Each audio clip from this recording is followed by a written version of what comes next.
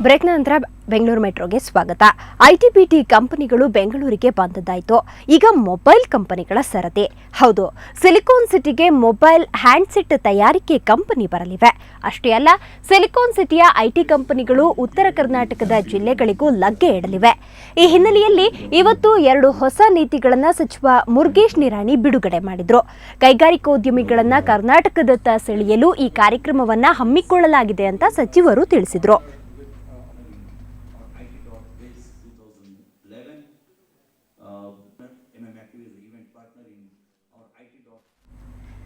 ರಜನಿಕಾಂತ್ ಅಸ್ವಸ್ಥರಾದಾಗ ಅಭಿಮಾನಿಗಳಲ್ಲಿ ಒಂದು ರೀತಿ ಆತಂಕ ಮೂಡಿತ್ತು, ಗೊಂದಲ ಮನೆ ಮಾಡಿತ್ತು. ಆದಷ್ಟು ಬೇಗ ರಜನಿ ಗುಣಮುಖರಾಗಲಿ ಅಂತ ಲಕ್ಷಾಂತರ ಮಂದಿ ಅಭಿಮಾನಿಗಳು ದೇವರ ಮೊರೆ ಹೋಗಿದ್ರು. ಅಭಿಮಾನಿಗಳ ಮೊರೆ ದೇವರಿಗೆ ಕೇಳಿಸ್ತೋ ಏನೋ, ರಜನಿ ಗುಣಮುಖರಾದ್ರು. ಈ ಖುಷಿಗೆ ಅಭಿಮಾನಿಗಳು ಮತ್ತು ರಜನಿ ಕಲಿತಾ ಸ್ಕೂಲ್ನ ಮಕ್ಕಳು ವಿಶೇಷ ರೀತಿಯಲ್ಲಿ ಪೂಜೆ ಸಲ್ಲಿಸಿ ಹರಕೆ ತೀರಿಸಿದ್ರು.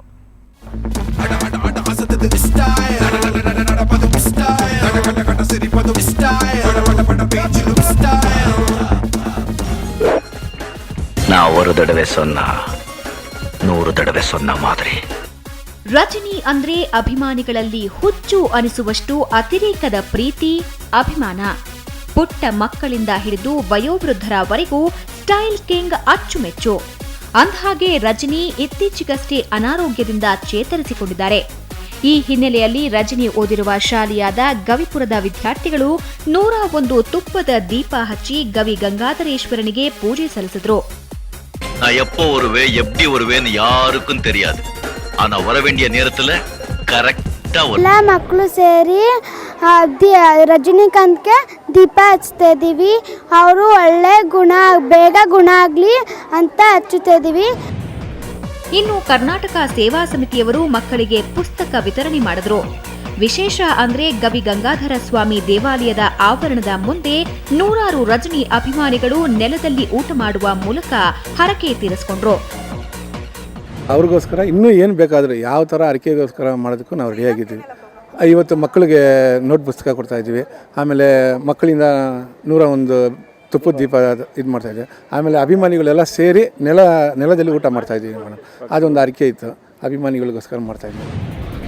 ಸೂಪರ್ ಸ್ಟಾರ್ ರಜನಿಕಾಂತ್ ಗಳಿಸಿಕೊಂಡ ಅಭಿಮಾನಕ್ಕೆ ಇದುವೇ ಸಾಕ್ಷಿ.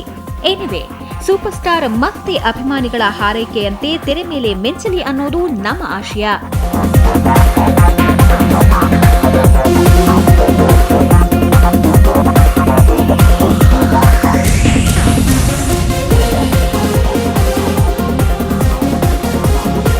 ಪವಿತ್ರ ಶೆಟ್ಟಿ, ಸುವರ್ಣ ನ್ಯೂಸ್ 24/7, ಬೆಂಗಳೂರು. ಮೈಲಾರಿಯ ಯಶಸ್ಸಿನ ಖುಷಿಯಲ್ಲಿರೋ ನಿರ್ದೇಶಕ ಚಂದ್ರು ಈಗ ಖೋಖೋ ಆಟ ಶುರು ಮಾಡಿದ್ದಾರೆ. ಚಂದ್ರು ಕನ್ನಡದಲ್ಲಿ ಒಂದು ವಿಭಿನ್ನ ಸಿನಿಮಾ ಮಾಡೋಕೆ ಹೊರಟಿದ್ದಾರೆ. ಹೌದು, ಅವರ ಲೇಟೆಸ್ಟ್ ಸಿನಿಮಾ ಖೋಖೋ ಚಿತ್ರ ಈಗ ಸೆಟ್ಟೇರಿದೆ. ಶ್ರೀನಗರ ಕಿಟ್ಟಿ ಮತ್ತು ಪ್ರಿಯಾಮಣಿ ಕಾಂಬಿನೇಷನ್ನ ಜೊತೆಗೆ ಖೋಖೋ ಚಿತ್ರದಲ್ಲಿ ಇನ್ನೇನೆಲ್ಲ ಇದೆ ಅನ್ನೋದನ್ನ ಅವರ ಮಾತಲ್ಲೇ ಕೇಳಿ.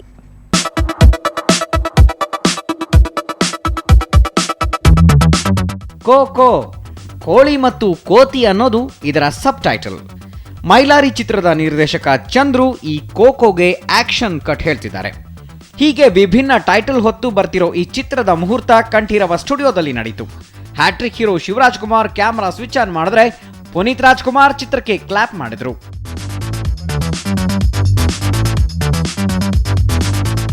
ಖೋಖೋ ಗೇಮ್ ಥರ ಒಂದು ಲವ್ ಸ್ಟೋರಿ ಜರ್ನಿ ಆಗುತ್ತೆ. ನಾನು ಮಾಡಿದ 3 ಸಿನಿಮಾಗಳು ಒಂದು ಪ್ಯಾಟ್ರನ್. ಸೊ ಇದು ಒಂದು ಸ್ವಲ್ಪ ಆಚೆ ಏನೋ ಒಂದು ಹೊಸ ಪ್ರಯತ್ನ ಮಾಡೋಂಥ ಹೆಜ್ಜೆ ಹಾಕಿದ್ದೀನಿ. ನಾನು ಹೊಸದು ಮಾಡ್ತೀನಿ, ನಾನು ಅದು ಮಾಡ್ತೀನಿ, ಇದು ಮಾಡ್ತೀನಿ ಹೇಳೋದು ಸಹಜ. ಸೊ ಅದು ಬಿಟ್ಟರೆ ಬೇರೆ ಏನೋ ಹೊರಡಿಲ್ಲ ಹೇಳೋದಕ್ಕೆ. ಖಂಡಿತವಾಗ್ಲೂ ಇದು ಕೂಡ ನಾನು ಹೊಸ ಪ್ರಯತ್ನ, ಮೊದಲನೇ ಪ್ರಯತ್ನ ಥರ ಪ್ರಯತ್ನ ಮಾಡ್ತಾಯಿದ್ದೀನಿ. ತಮ್ಮ ಸಿನಿಮಾಗಳಲ್ಲಿ ಹೀರೋಗಳ ಲುಕ್ ಚೇಂಜ್ ಮಾಡೋದು ಚಂದ್ರುಗೆ ಹೊಸದೇನಲ್ಲ. ತಾಜ್ ಮಹಲ್ನಲ್ಲಿ ಅಜಯ್, ಮೈಲಾರಿಯಲ್ಲಿ ಶಿವಣ್ಣನಿಗೆ ಹೊಸ ಲುಕ್ ಕೊಟ್ಟ ಚಂದ್ರು ಶ್ರೀನಗರ ಕಿಟ್ಟಿಗೂ ಇಲ್ಲಿ ಹೊಸ ಗೆಟಪ್ ಕೊಟ್ಟಿದ್ದಾರೆ. ACP ಆಗಬೇಕು ಅಂತ ಆಸೆ ಇಟ್ಕೊಂಡಿರೋ ಹುಡುಗ, ಅದರ ಪ್ರಯತ್ನಗಳು ಇಡೀ ಸಿನಿಮಾದುದ್ದಕ್ಕೂ ಕಾಣಿಸುತ್ತೆ. ಅವನು ತಾನೊಬ್ಬ ಪೊಲೀಸ್ ಆಫೀಸರ್ ಆಗಬೇಕು ಅನ್ನೋ ಆಸೆ ಇಟ್ಕೊಂಡು ಬೆಂಗಳೂರಿಗೆ ಬರೋ ಹುಡುಗ, ಆ ಪ್ರಯತ್ನ ಅವನು ಪೊಲೀಸ್ ಆಫೀಸರ್ ಆಗ್ತಾನಾ ಇಲ್ವಾ ಅನ್ನೋದೇ ಖೋಖೋ. ರಾಮ್ ಚಿತ್ರದ ನಂತರ ಕನ್ನಡದಲ್ಲೂ ಬ್ಯುಸಿಯಾಗಿರೋ ಪ್ರಿಯಾಮಣಿ ಈ ಖೋಖೋ ಮೂಲಕ ಸ್ಯಾಂಡಲ್ವುಡ್ನಲ್ಲಿ ತಮ್ಮ ಜರ್ನಿಯನ್ನ ಮುಂದುವರೆಸಿದ್ದಾರೆ. ಶ್ರೀನಗರ ಕಿಟ್ಟಿಗೆ ಇದೇ ಫಸ್ಟ್ ಟೈಮ್ ಸಾಥ್ ನೀಡ್ತಿರೋ ಪ್ರಿಯಾ ಕೋಕೋ ಚಿತ್ರದ ಬಗ್ಗೆ ಹೇಳೋದೇನು ಅಂತ ನೀವೇ ಕೇಳಿ. ಫ್ಯಾಮಿಲಿ ಗರ್ಲ್ ಅಂತ ಹೇಳ್ಬೋದು. ಇನ್ನೊಂದು ಸೈಡಲ್ಲಿ ಅವ್ಳಿಗೆ ಸೋಲಕ್ಕೆ ಇಷ್ಟ ಇಲ್ಲ. ಸೊ ಅಕಸ್ಮಾತ್ ಏನಾದ್ರು ಆದರೆ she'll just bring the roof down. So ಈ ಥರ ಇರೋ ಒಂದು ಕ್ಯಾರೆಕ್ಟರ್ಗೆ when she comes across the heroes character ಏನಾಗುತ್ತೆ, ಅವ್ರ ಇಂಟ್ರ್ಯಾಕ್ಷನ್ ಹೇಗಿರುತ್ತೆ. ಒಟ್ಟಾರೆ ಮೈಲಾರಿ ಚಂದ್ರು ಸ್ಯಾಂಡಲ್ವುಡ್ನಲ್ಲಿ ಕೋಕೋ ಆಟ ಅಂತೂ ಶುರು ಮಾಡಿದ್ದಾರೆ. It's a game of love ಅನ್ನೋ ಇನ್ನೊಂದು ಅಡಿಬರಹ ಕೂಡ ಈ ಚಿತ್ರಕ್ಕಿದೆ. ಸೊ ಈ ಕೋಕೋ ಆಟ ಎಷ್ಟರ ಮಟ್ಟಿಗೆ ಪ್ರೇಕ್ಷಕರನ್ನ ತಲುಪುತ್ತೆ ಅನ್ನೋದನ್ನ ತಿಳ್ಕೊಳ್ಳೋಕೆ ಸಾಕಷ್ಟು ದಿನ ಕಾಯಬೇಕು. ಅಶೋಕ್ ದಾವಣಗೆರೆ, ಎಂಟರ್ಟೈನ್ಮೆಂಟ್ ಬ್ಯೂರೋ, ಸುವರ್ಣ ನ್ಯೂಸ್ 24/7.